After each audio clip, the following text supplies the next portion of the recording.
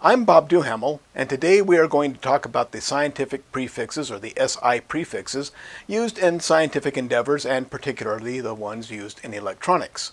So in electronics, we often have to deal with very large or very small numbers, such as we might deal with millions of ohms or millionths of amps. So how do we deal with these huge ranges of numbers and keep track of them? And the way we do that is what's called the SI prefixes. You're probably familiar with some of these already, especially if you're not in America where we don't use the metric system. But even in America, we are used to such things as kilometers or millimeters. Even though we don't use those measurements on a daily basis, we do know about them. So what are we talking about? Well, in the case of kilometers, what are we talking about here? A kilometer is 1,000 meters, and the word kilo is the key there. So anytime we add the word kilo before a word, before another word, we are talking about thousands of those. So in the case of kilometer, we're talking about 1,000 meters. And often we talk about millimeters. And what do we have there? Whenever we add the word milli to the beginning of another word, we're talking about thousandths of something. So in the case of millimeter, we're talking about a thousandth of a meter. So a meter is what, about a little more than 39 inches for us Americans.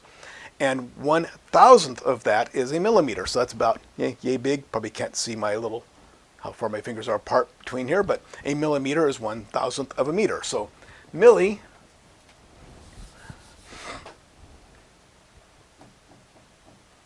equals 1/1000th, and kilo equals 1,000, or times 1,000. Let's put an X here, times 1,000. And those are the two most common ones we see here in the States. Now, of course, if you in other countries, you deal with these a lot more than we do in the States because we don't use the metric system here. Let's take a look at some examples of how this is used in electronics. For example, we often have the quantity of 1,000 ohms, a common quantity. And here we would simply substitute the word kilo for 1,000 because kilo is multiplying by 1,000. So this could be 1 kilo ohm, or 1 kilo ohm, spelled out this way. Most often we find this in schematics where there's a resistor, and we'll simply put a K next to the resistor, leaving out the omega because it's next to a resistor, so we know that it's ohms. And it's okay to use an uppercase K in quick writing and informal communication, but if you're writing something formal, remember that the kilo is represented by a lowercase k. So we would say this as 1K or 1 kilo ohm. Now let's look at another example. Let's put a battery in here. A simple 1-volt battery.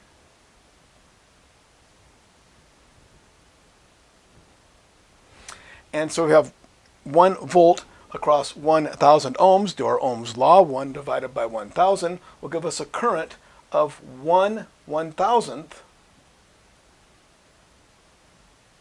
of an amp. In this case, we would use the milli prefix because milli means to divide by 1,000 or times 1,000th. So 1/1000th of an amp becomes 1, substitute milli for 1,000th, 1 milli amp, or 1 lowercase m represents milli. So this 1,000 or 1/1000th of an amp becomes noted as 1 milliamp. So saying 1 milliamp is like saying 1/1000th of an amp. And we'll always put the A there because it's not quite as clear as putting a K next to a resistor. We know that's going to be ohms. It's not quite so clear, so we always put the MA to represent that that is milliamps. So now let's look at the common prefixes used in electronics. We'll start with the biggest one and work our way down, and that would be tera. And tera means multiply by 1 trillion. It's represented by the uppercase T, and once again represents to multiply by 1 trillion.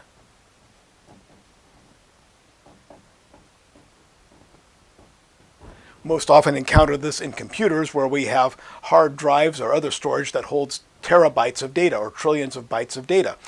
And one thing that comes up is that when you buy a hard drive, it's advertised in straight terabytes. So you buy a terabyte hard drive, it has 1 trillion bytes of storage on it. But then you stick it in your computer, and your computer likes to use powers of 2. And for example, it will divide a kilobyte, which would be 1,000 bytes. The computer says, no, that's 1,024. So you get fewer chunks because the chunks are a little bigger. And when it finally says how much hard drive space you have, it says, oh, you have 800 some odd gigabytes. But wait a minute, I bought a terabyte drive. Why is it saying I have 800 some odd gigabytes? It's because they sell the drive in terabytes, but the computer chops it up a little differently and says that, well, I have fewer bigger chunks. And it says you have 800 gigabytes. It's kind of weird, and we'll talk about that someday in computers. But that's why they invented the new term, which is, I hate the word kibibyte, whatever they say. Instead of a KB for kilobyte, which that should be a lowercase k. So instead of kilobyte, they now have KIB, which tells you, this is powers of 10, this is powers of 2, to alleviate that little bit of confusion. But that's just where you see terabytes is in hard drives. We don't have terawatts. Hey, yeah, that exists, but that's an awful lot of watts. But anyway, you know, tera means multiply by 1 trillion. So if you have 1 terabyte, it's 1 trillion bytes. Next one down is giga, represented by the uppercase G. And the question is that giga or is it giga? Doc Brown in Back to the Future says 1.21 gigawatts. Was it gigawatts or gigawatts? The answer is yes. Either one is correct. So I prefer giga. Some people say giga. They're the same. So giga is represented by G, and that's times 1 billion.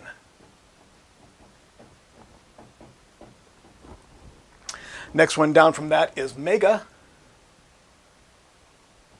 represented by the uppercase M, and that is going to be times 1 million. A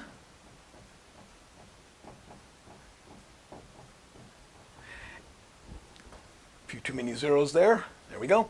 And as we've already talked about, we have the kilo, represented by the lowercase k, and which means times 1,000. We're going to gloss over the next two because they're almost never used in electronics. At least I've never encountered them. Those are hecto, which is times 100, and deca, which is times 10. You might encounter them. I never have, and so I'll just gloss over them. These are quantities that are greater than 1, so like 1,000 is definitely greater than 1. Now we're going to look at quantities less than 1, such as 1/10 and 1/100th. And the first one we encounter there is going to be deci, which is divided by 10. And you might hear the term decimeter once in a while, which is 1/10 of a meter.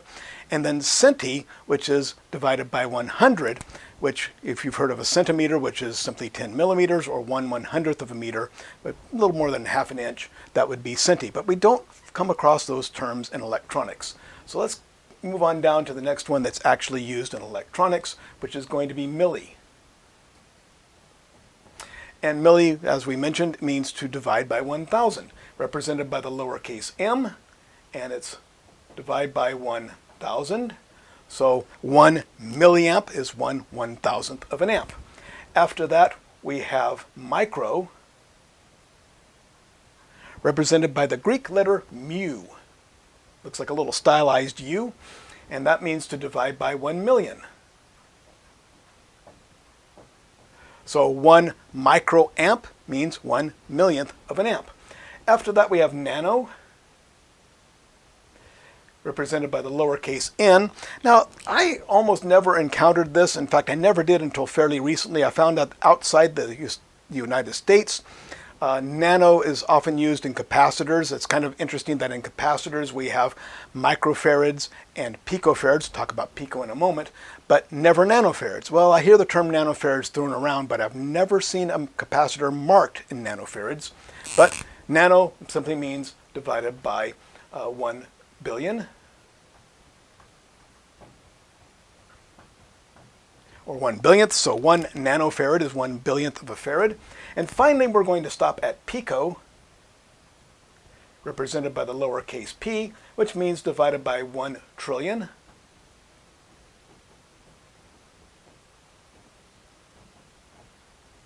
And that means 1/1,000,000 of a millionth, basically. So micro and pico, so capacitors are marked in microfarads and picofarads. Sometimes we hear about nanofarads, but I've never seen one marked that way.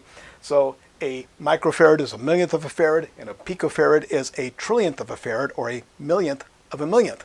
And that brings us up to, in the mid-60s, we had a transition. If you look at some schematics or other specifications made before the mid-60s, you might come across a term called, I'll write it down here, micro-micro.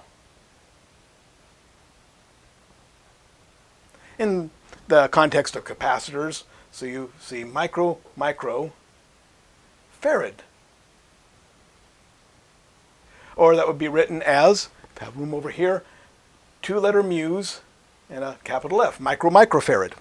That is the same as a picofarad. We don't use that term anymore, but you might come across that in older documentation or older schematics. The micro-microfarad is the same as the picofarad.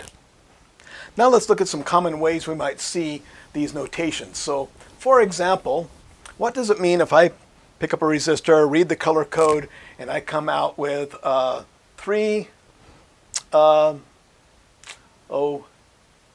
and 3 zeros? Well, that's pretty easy. That's 30,000. Always substitute kilo for thousand, so it's simply 30K or 30 kilo ohms. What if I come across one that has 2, 2, and 2? So that'd be a 2, and 2 zeros. So that's 2,200 ohms. How do I write that? It's a little different. Well, once again, we just work with the term kilo. That would be 2.2 kilo ohms. And let's say we come across a resistor that's, how about 47,000. 47,000. What's that going to be? Well, that's pretty easy, 47 kilo ohms. And let's do one more of those. How about if we come up with 4,700? That's going to be 4.7 kilo ohms. So we put the decimal point here, and we see 4.7 kilo ohms. Here we put the decimal point there, 4.7 kilo ohms. Let's switch it around a little, and let's say we have 3.7K. What is that? Well, we look at the decimal point there, and we know that that's going to be 1,000 after that point, so it's going to be 3,700. I'm not sure I was clear about that, so let's pick up another one. How about 2.4K? So it's 2K times 0.4, so that's going to be 2,400. I'll show you some other tricks on doing this in a moment. So that's 2,400 ohms. So 2.4K becomes 2,400. Notice I just changed the decimal point into a comma. That's one way to look at that. One more just for clarity. How about 5.8 M, 5.8 megohms? Okay, that's going to be 5 megohms. Basically put a comma there, 5, 8. It's going to be millions because mega is a million. So 5,800,000 ohms. So that's the way we go back that way. So basically what you can do is turn the decimal point into a comma and remember how many to add. So if it's mega, we're going to add 6 decimal places. If it's kilo, let's say 4.7K. Well, 4,700. And so for K, we only have times 1,000, so it's 4,700. And that's how we deal with those numbers. Let's look at some small numbers now, such as, what about amps? Let's say we have 0.0015 amps. Well, we treat this a little bit differently. When we have numbers that are to the left of the decimal point, in other words, greater than 1, it's just simple substitution. 1 million is 1 mega, 1,000 is 1 kilo. Here it's a little different, at least in my mind. And what I like to do is start by moving the decimal point 3 places. Let's get this out of the way here. So move it 3 places, So now we have 1.5, and if you move the decimal point 3 places to the right, you've converted it to millis. So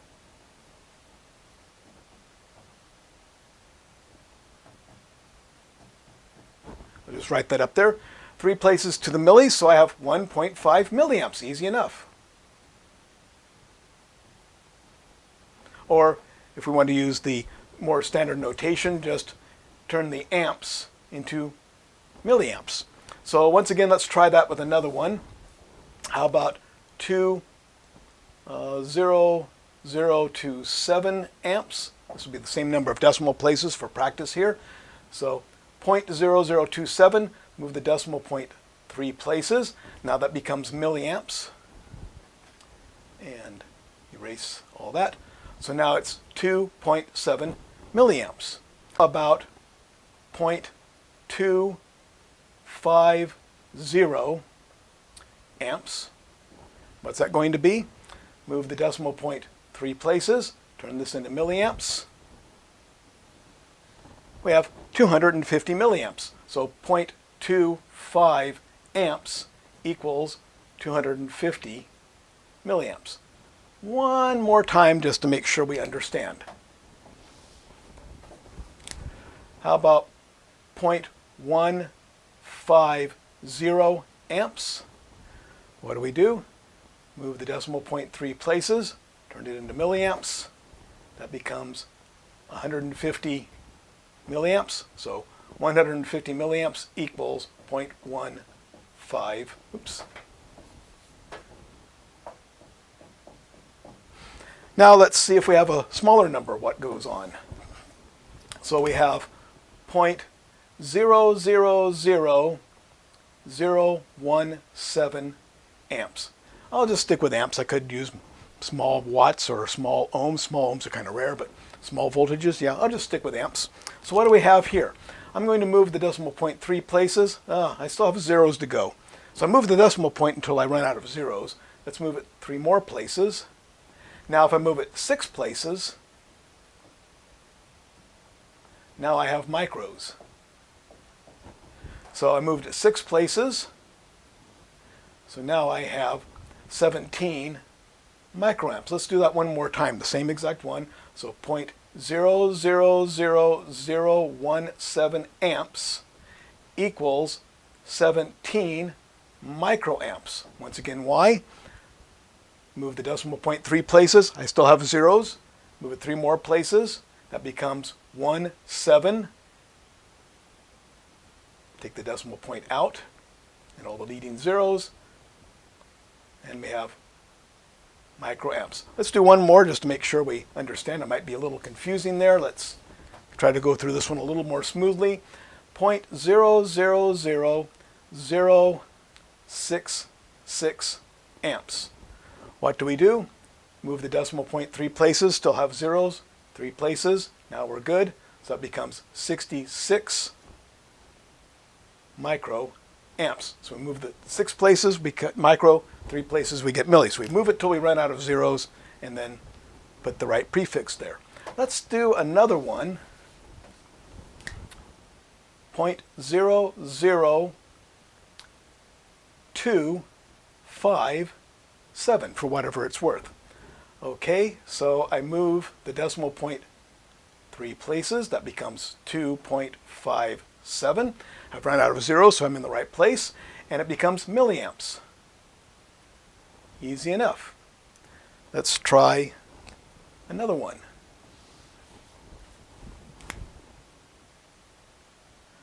0.00075.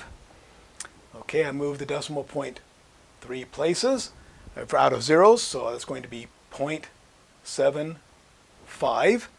And move the decimal point 3 places, so it's 0.75 milliamps. Is that the only way to do that? Let's try that again. 0.00075. Put the decimal point there. Let's move it 3 places. Let's move it 3 places again. Now I have to draw in a 0 here. Now it becomes 750. But we moved it 6 places, so now that's going to be microamps. So, let's just write that up here. 0.00075 amps equals 0.75 milliamps. Because move the decimal point 3 places, we get 0.75. Move it 3 places, we get milli, so milli, 0.75 milliamps, or 750 microamps. So once again, let's just write it here to make some room.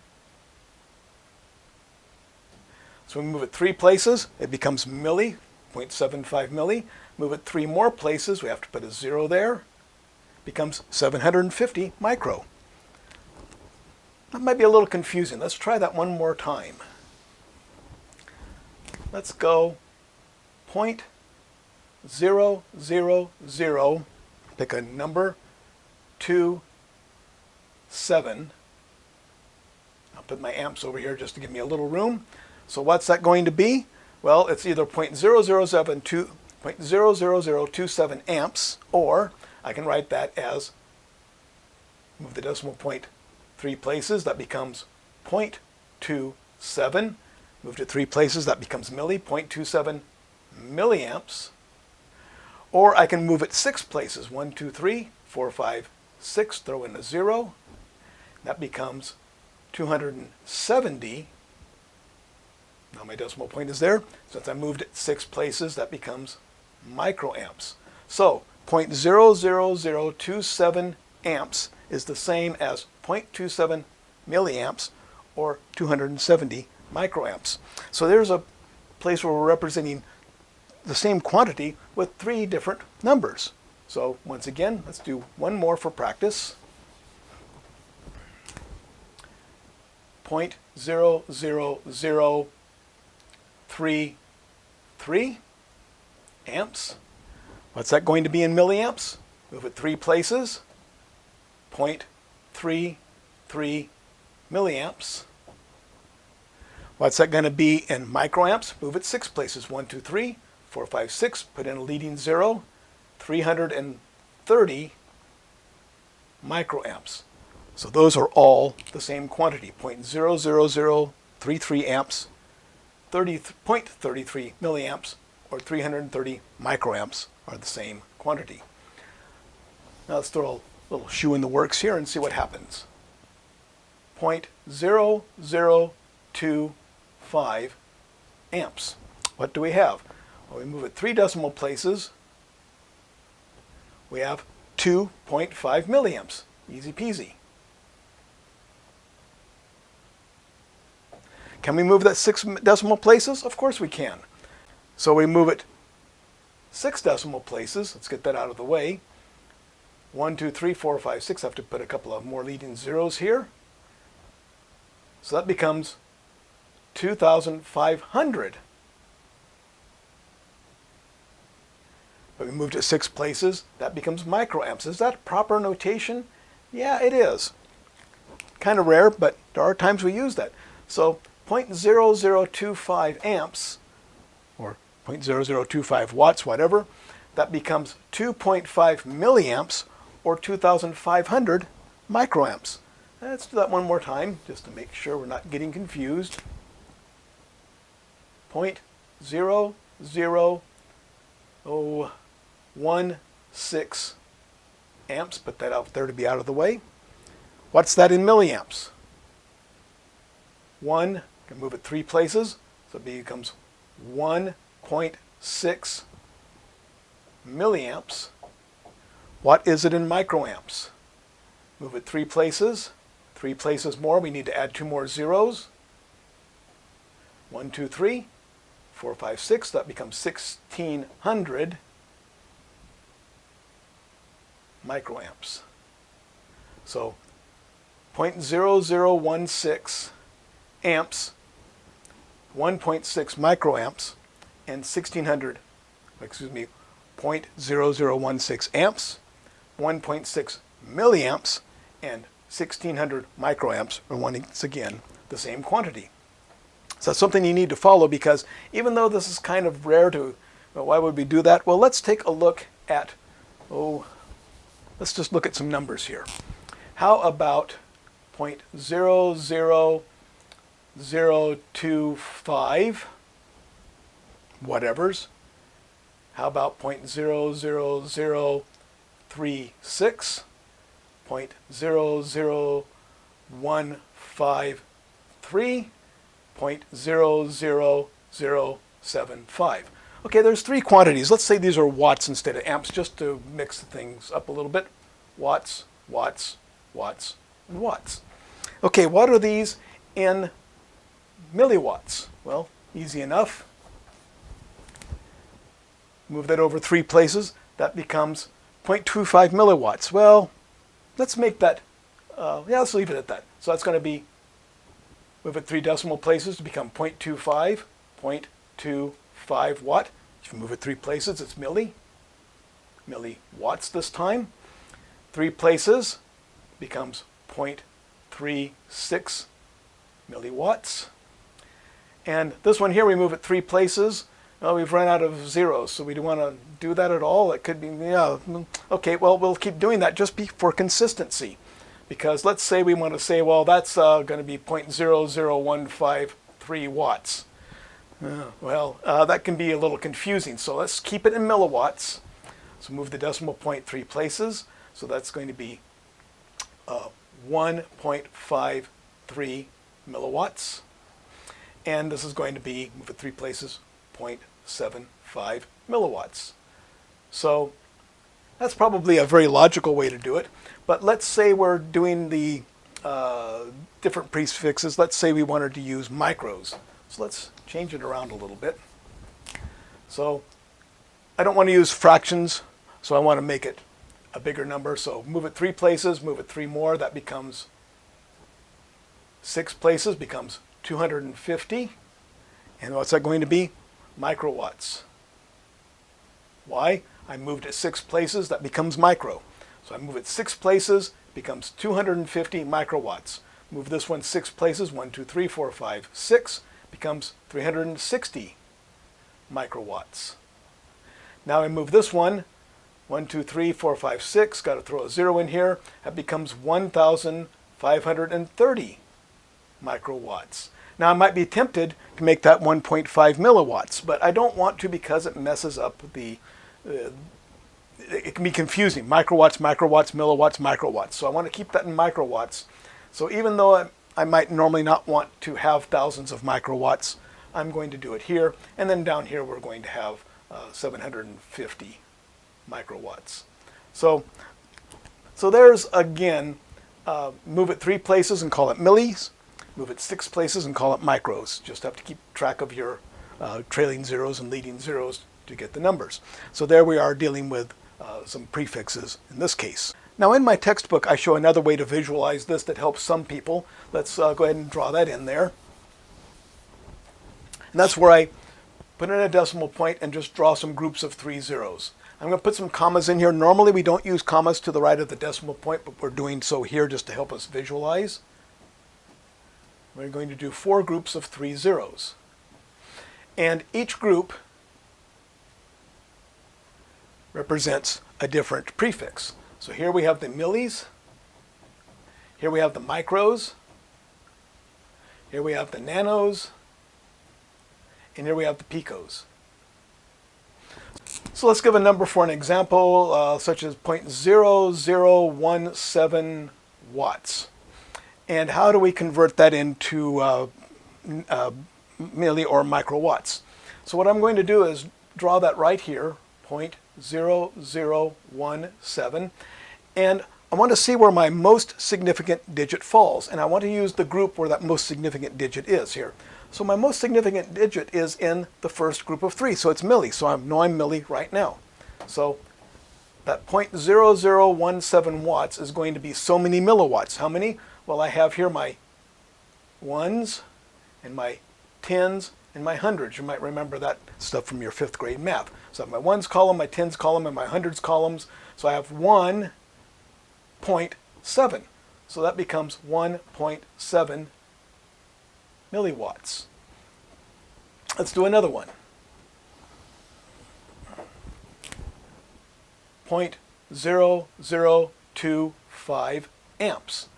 Once again, I draw it up here, 0.0025. Again, my most significant digit is in my milli group, so I have milli something. Put my dot there, so I have 2.5, once again, ones, tens, hundreds, 2.5 milliamps.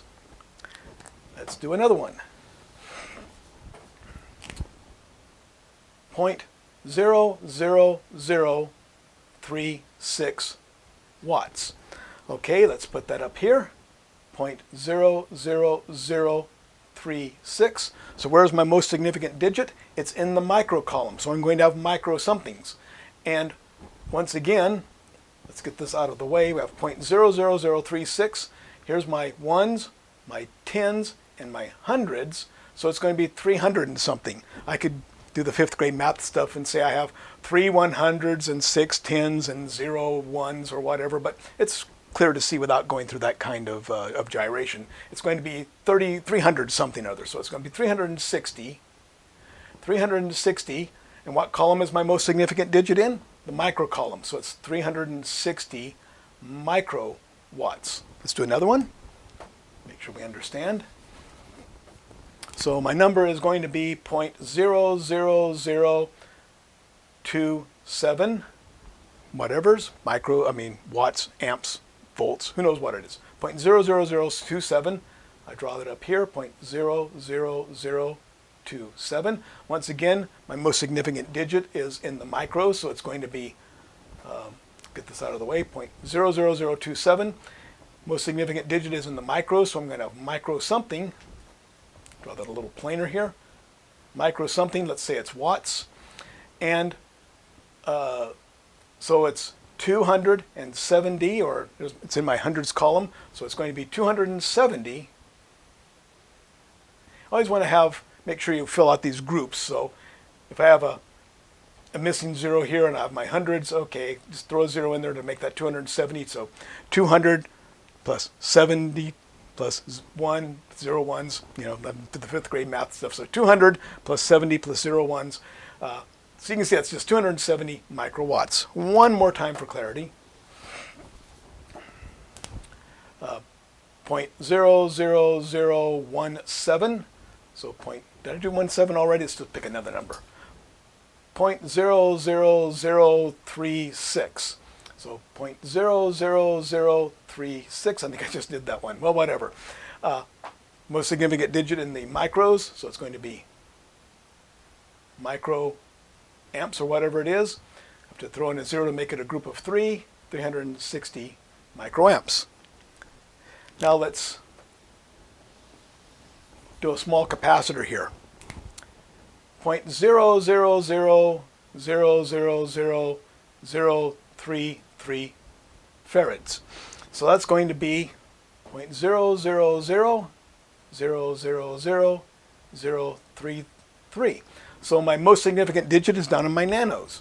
So I'm going to have nano something, nanofarads in the case of a capacitor. And what's that going to be? I have, 033, 33.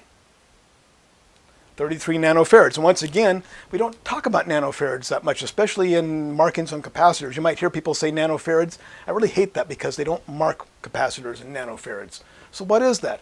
Well, it's either going to be 33 nanofarads or 33,000 picofarads or 0.033 microfarads. See how we can do this with the little chart we have here? It's either 33 nanofarads or 3,300 or 33,000. Put a few zeros here. So once again, either 33 nanofarads or 33,000 picofarads or 0.033 microfarads. So that can be represented by any of the three. So anyway, let's do another one of those just for practice. How about a 10 picofarad capacitor? How would that be down there? Well, I'm going to be down in the picos, so I'm going to have 10 picos and fill in my zeros. So 10 picofarads is 0.123456789 10 and 10 farads. So that's how this chart can be used to figure out some of these things. Let's look at another one where we have a combination of prefixes we may have to deal with.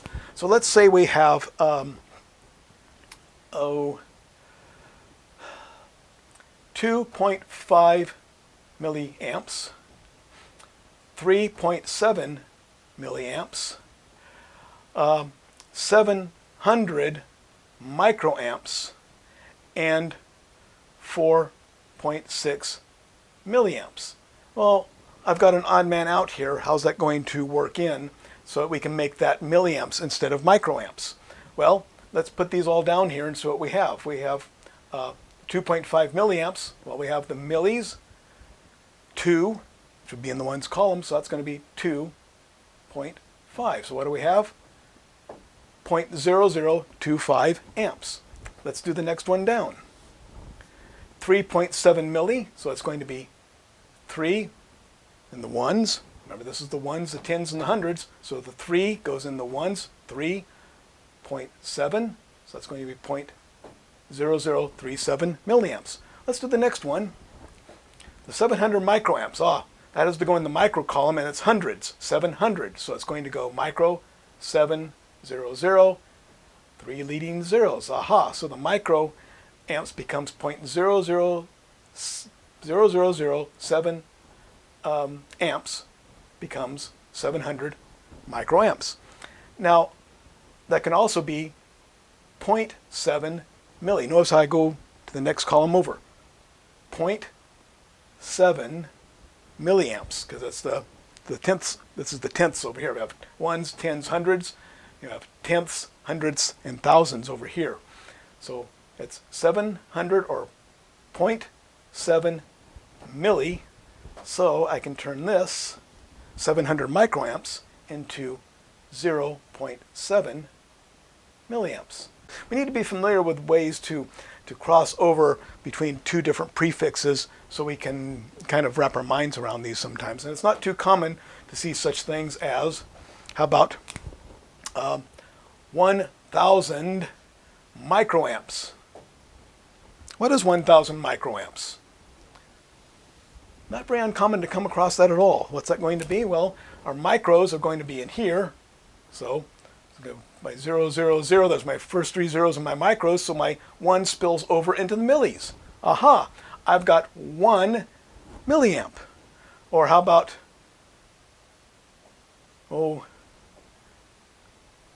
35,000 microwatts. Well, how is that in milliwatts? Well, we do the same thing. Our micros are here, but we've got thousands of micros, so that spills over into the millis. So that becomes 0.035, or 35,000 microwatts becomes 35 milliwatts. So you can kind of see with this chart how things spill over in that way. Hopefully that helps some people. So I've shown 2 different ways of doing this. This is kind of the way I show in the book. Some people can wrap their minds around that, and others can't. So some people work pretty well with the how many decimal points do I move. Other people work better with the visualization. So I've shown you basically 2 ways to do that. So let's do a quick review of what we've learned and see how much that sank in. So let's say we have a circuit. There's a resistor, and it's 3.3 mega ohms. How many ohms is that? Well, mega is simply times 1,000, or excuse me, times a million. So it's 3.3 mega equals 3.3 million. Easy peasy.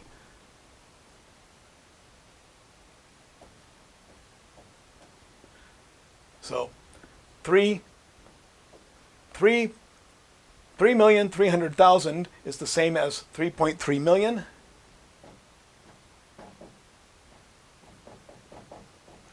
And so 3.3 mega becomes 3.3 million. Let's look at another one. Let's look at a frequency, because you don't see this in ohms. Let's say we have a frequency of 500 kilohertz. And that should be a lowercase k just to stay formal. Yeah, you'll see it written uppercase K. That's fine if you're being informal. I'm going to try to be formal here. 500 kilohertz. So how many hertz is that? Well, 500,000 hertz. Learn about frequencies and the alternating current. So that's to the left of the decimal point, numbers that are bigger than 1. So we just simply substitute kilo for thousand, mega for million, and it's fairly easy. But we also might see a case where we have, how about this, 1.2 megahertz, 3.5 megahertz, 200 kilohertz, and 7.3 megahertz. Now what we have is a mix here. Again, we probably don't want to do that because it can be confusing. So we need to convert that into megahertz. So what is 200 kilohertz? Well, 1,000 or 100,000 is a tenth of a million. That's one way to look at it. But we need to be able to wrap our minds around what that would be. So 200 kilohertz is 200,000 hertz. I really need to write that in megahertz just to stay in convention here. So what's that going to be? 0.2 megahertz. So 200,000 is 200,000 is 0.2 times a million. So that's going to become 0.2 megahertz. So we're going to see that once in a while. So remember, hundreds of thousands is in the next column down. So let's just take a look at that real quickly again. 2 million and 300,000, just as a couple of numbers. Well, 2 million is 2.0 mega. Make that hertz again. 300,000 is 0.3, so that's 2.0, 0.3. So expressing those in megahertz instead of kilohertz keeps them consistent in the same number range. So that's a little quick review there. Let's take a look at other numbers. Let's say we have a capacitor that is 33 microfarads. How many farads is that? That's going to be, remember micro, we've moved the decimal point 6 places. So 33 microfarads. I'm going to move this over here just to give us some room. So that's 33.0 microfarads. How many farads is that? Well, how many decimal places do we have to move it? Remember, three places is milli, 6 places is micro. So we had to move that decimal point 6 places to make that micros. 1, 2, 3, 4, 5, 6. So 33 microfarads becomes 0.000033 farads. Let's do that one more time. How about 250 microfarads? Okay, so that's going to be 250. There's the decimal point. We're micros, so to convert it to farads, we have to move 2 groups of 3. 1, 2, 3, 4, 5, 6. Put in the zeros, and that becomes 0.000025, take out the trailing 0, farads. And so there's how we deal with those numbers. So there are some exercises in the textbook. Run through those to make sure you understand how to convert these back and forth. And if you have any questions, be sure to write those in the comments because I answer as many as I can. And if I don't have time, sometimes some other people come in and answer those. I know this can be a little confusing. So if you have some questions, I'll try to make another video to clarify a little bit as I've done in the past. If you found this video useful and informative, please give me a thumbs up down below. It really helps the channel. And subscribe because that not only informs you when I put new videos up, but it really helps the channel also. And a big thank you to my patrons at Patreon. I could not make these videos without your support. If you want to help me put these videos online and keep real vocational education free at vocademy.net, you can go to patreon.com/join/vocademy and pledge your support. And again, a big thank you to my patrons who make this possible, and a big thank you to everyone for watching.